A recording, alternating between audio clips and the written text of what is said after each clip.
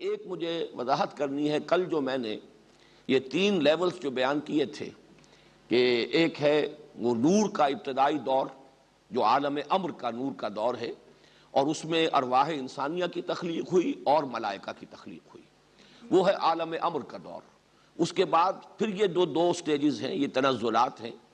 پھر نار کا دور ہے، ناری کرے بہت بڑے بڑے وجود میں آئے ہیں، بڑا دھماکہ ہوا ہے، بگ بینگ ہوا ہے، اور یہ بگ بینگ سے در حقیقت یہ دوسرے 2 مراحل متعلق ہیں۔ وہ پہلا مرحلہ جو ہے عالم امر کا، اس تک ہماری رسائی قطعاً ممکن ہی نہیں ہے، سائنس کبھی بھی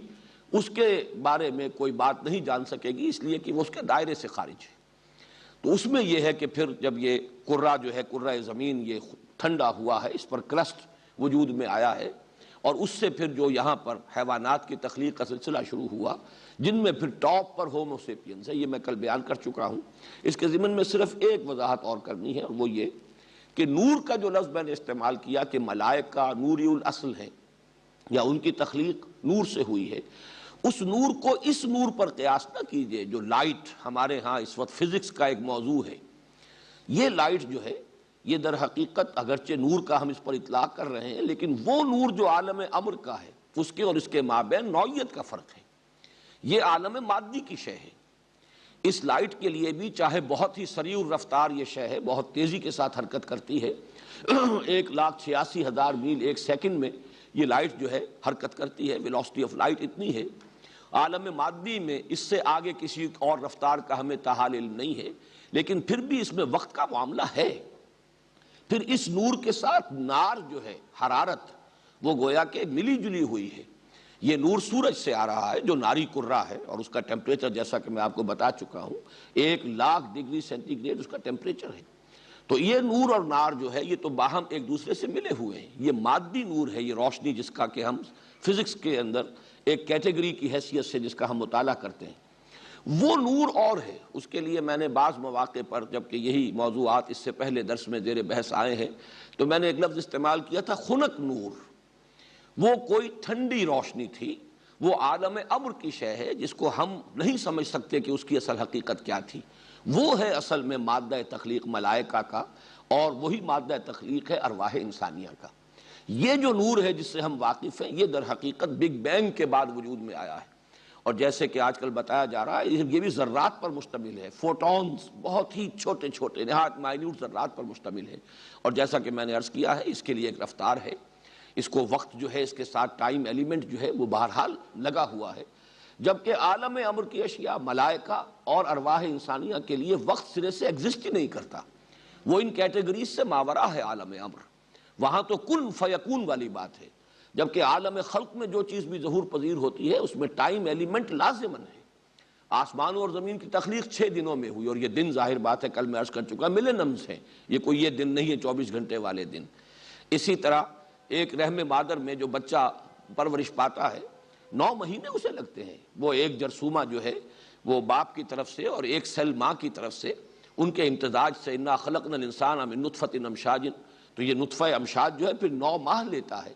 تب وہ بچہ وجود میں آتا ہے، اس کی ایک تکمیل ہوتی ہے۔ تو ٹائم ایلیمنٹ عالم خلق کا ایک لازمی فیکٹر ہے،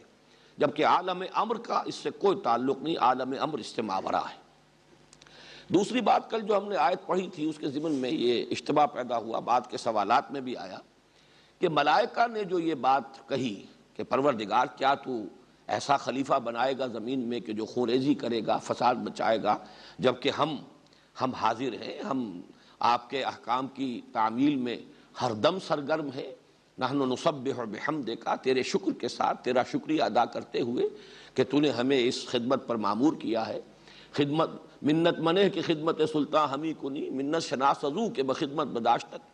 تو اس میں ایک اشتباہ سا ہوتا ہے کہ یہ تو گویا کہ فرشتوں کی طرف سے کوئی اعتراض کی شکل ہے۔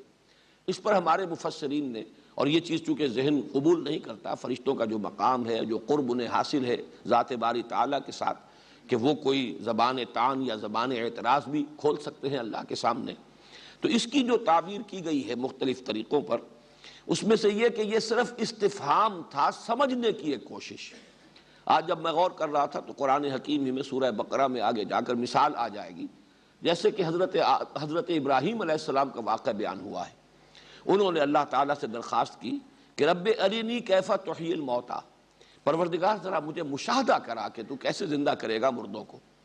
اس پر فوری طور پر اللہ تعالیٰ کی طرف سے جو بات آئی، اولم تؤمن، کیا تو ایمان نہیں رکھتا، کیا تجھے یقین نہیں ہے؟ تو فوراً عرض کیا حضرت ابراہیم نے، بلا کیوں نہیں، ولکن لیطمئن قلبی، میں اپنے دل کا ذرا اطمینان چاہتا ہوں، یقین میں اور پختگی چاہتا ہوں، وہ یقین جو ہے وہ اذعان کے آخری درجے کو پہنچ جائے، یہ میری خواہش ہے، ایمان میرا ہے، تصدیق میں کرتا ہوں، مانتا ہوں۔ اسی درجے میں یہ بات سمجھیے کہ یہ بالکل وہی قول کہ اللہ تعالیٰ کی طرف سے اگر فرشتوں سے بھی یہ کہا جاتا کہ کیا تمہیں اعتماد نہیں ہے، کیا تمہیں یقین نہیں ہے کہ جو کام میں کرنے چلا ہوں وہی درست ہے، تو جواب وہی ہوتا، بلا ولکن لیطمئن قلبی ولکن لتطمئن قلوبنا۔ اس لیے ہم یہ چاہ رہے ہیں کہ ہمیں اطمینان ہو جائے۔ تو یہ استفہام ہے، اور اس کے ضمن میں مولانا اصلاحی صاحب نے ایک بہت عمدہ تعبیر کی ہے، چونکہ وہ جو تعویل خاص ہے اس کے اعتبار سے، اور سورہ بقرہ میں جو اس حصے میں مضمون آ رہا ہے، اب آگے ہم بہت قریب پہنچ گئے اس کے، جہاں سے کہ یہود سے براہ راست خطاب شروع ہو جائے گا، اس سے بھی ایک ربط ہے اس کا، کہ اصل میں اس سرگزشت میں ایک آئینہ دکھایا جا رہا ہے کہ دعوت حق کے معاملے میں ایک شکل یہ ہو سکتی ہے کہ کوئی اشتباہ لاحق ہو جائے، کہیں کوئی اشکال ہو، بات سمجھ میں نہ آ رہی ہو، اس کی وجہ سے تاخیر ہو جائے اس دعوت کو قبول کرنے میں، تو یہ تو ظاہر بات ہے کہ اشتباہ جو ہے، شبہ اگر واقع ہوا، شبہ رفع بھی ہو جائے گا، اشکال ہے، اشکال رفع ہو جائے گا۔ ایسے لوگ جو ہے جب حقیقت منکشف ہو جائے گی بات کو تسلیم کر لیں گے۔ لیکن ایک ہوتا ہے انکار تکبر کی بنیاد پر، تکبر ہو، حسد ہو، یہ تکبر اور حسد کی بنیاد پر جو انکار ہوتا ہے یہ مستقل ہوتا ہے، دائمی ہوتا ہے، یہ رفع ہونے والا نہیں ہوتا۔ گویا کہ یہ فرشتوں کو جو اشکال پیش آیا یا جو اشتباہ ہوا، اللہ تعالیٰ کی طرف سے اس کی وضاحت ہو گئی اور انہوں نے اسے قبول کر لیا۔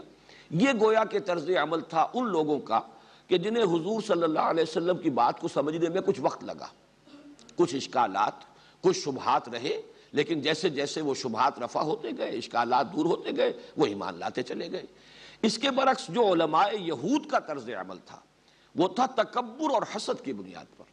کہ یہ گھٹیا قوم ہے بنی اسماعیل، اور ہم جو ہے اعلیٰ نسل سے ہیں، chosen people of the lord, ابھی تک یہ ہماری ہی ایک امتیازی شان رہی ہے، نبوت اور رسالت اور کتابوں کا نزول جو ہے وہ ہم سے متعلق رہا ہے، آج یہ نعمت ہم سے اگر سلب کر کے ان کو دی جا رہی ہے، تو اس کے باوجود کہ وہ پہچان گئے۔ قرآن مجید بار بار کہتا ہے کہ یعرفونہ کما یعرفون ابناءہم، ایسے پہچانتے ہیں محمد کو صلی اللہ علیہ وسلم جیسے کہ اپنے بیٹوں کو پہچانتے ہیں۔ لیکن حسد اور تکبر کا کوئی علاج نہیں ہے، یعنی وہ جو ہمارے ہاں ایک کولوکیل لینگویج میں کہا جاتا ہے کہ سوتے کو جگایا جا سکتا ہے، جاگتے کو جگانا ممکن نہیں ہے۔ جنہیں اشتباہ ہو گویا کہ وہ سوئے ہوئے تھے، آپ نے جگا دیا، جاگ گئے، لیکن جو جاگے ہوئے ہیں، پہچانے ہوئے ہیں، اور اصل میں ان کے انکار کا سبب جو ہے وہ تکبر ہے، استکبار اور حسد، تو ان کے کوئی علاج نہیں ہے۔ تو یہ گویا کہ سرگزشت آدم و ابلیس کی جو تفصیل یہاں آ رہی ہے، ایک طرح سے تمہید بن رہی ہے، آئینہ دکھایا جا رہا ہے علماء یہود کو کہ تمہارا طرز عمل ابلیس کے مشابہ ہے، جس بنیاد پر کہ اس نے استکبار کیا، اور استکبار کی بنیاد پر وہ پھر کفر کی روش اختیار کی، اللہ تعالیٰ کی نافرمانی کی، راندہ درگاہ ہو گیا۔ بعین ہی یہی روش ہے جو تم اختیار کر رہے ہو۔ باقی یہ کہ یہ استفہام کے درجے کی ایک شے ہے کہ جو پیش کیا گیا، البتہ اس میں ایک امکان کے درجے میں، وہ میں نے جیسا کل عرض کیا تھا کہ دو رائے ہیں اہل سنت کا، زیادہ اجماع تو اسی بات پر ہے کہ فرشتوں میں کسی شر پر یا معصیت کا ان میں مادہ ہی سرے سے نہیں ہے، اور ایک رائے یہ ہے خاص طور پر معتزلہ کی کہ ایسا نہیں ہے کہ وہ شر پر قادر نہ ہو یا مادہ موجود نہ ہو، بلکہ یہ کہ ان کے سامنے حقائق اتنے روشن ہیں کہ وہ معصیت کا ارتکاب کرتے نہیں۔ ایک یہ ہے کہ کوئی معصیت کا ارتکاب کرتا نہ ہو، ایک یہ ہے کہ وہ معصیت کا ارتکاب کر سکتا نہ ہو، ان دونوں میں فرق ہے۔ معصومیت جو ہے خود انبیاء کرام کی وہ بھی اسی درجے میں ہے، یہ نہیں ہے کہ ان کے ساتھ نفس نہیں تھا یا ان کے اندر کوئی یعنی اس طرح کا کوئی جذبہ یا خیال بھی پیدا نہیں ہو سکتا تھا، یہ بات نہیں ہے، بشریت ان کی تھی۔ لیکن یہ کہ معصومیت مراد کیا ہے کہ محفوظ تھے، اللہ تعالیٰ بر وقت رہنمائی فرماتا تھا، اور اگر کوئی غلط خیال کبھی پیدا ہو بھی جاتا تھا تو اس کی طرف سے خصوصی حفاظت کا اہتمام ہوتا تھا۔ اسی طریقے سے اگر فرشتوں کے اندر بھی اگر اس قول کو مانا جائے تو یہ کہ اس کے ساتھ تعویل یہ ہو جائے گی کہ یہ ایک وسوسہ تھا جو ان کے ذہن میں آیا، اور ہمارے ہاں اصول یہی ہے، وسوسہ جب تک کہ رہے اور اس پر کوئی عمل نہ کرے انسان تو اس پر کوئی گرفت نہیں ہے۔ تو ہو سکتا ہے کہ فرشتوں کو یہ احساس ہوا ہو کہ ہم اس کے اہل ہیں، خلافت کا یہ منصب جو ہے یہ آدم کو یا ذریت آدم کو جو دیا جا رہا ہے، تو ہمارے اندر ظاہر بات ہے کہ وہ سارے تقاضے پورے ہیں، نحن نسبح بحمدک ونقدس لک۔ تو اس درجے میں جب کہ ان کے سامنے بات واضح ہو گئی، انہوں نے تسلیم کر لیا، تو پھر اس میں ان کے اوپر کوئی ملامت کا پہلو نہیں ہے۔ تو یہ ایک استفہام اور اشکال کو رفع کرنے کی کوشش ہے۔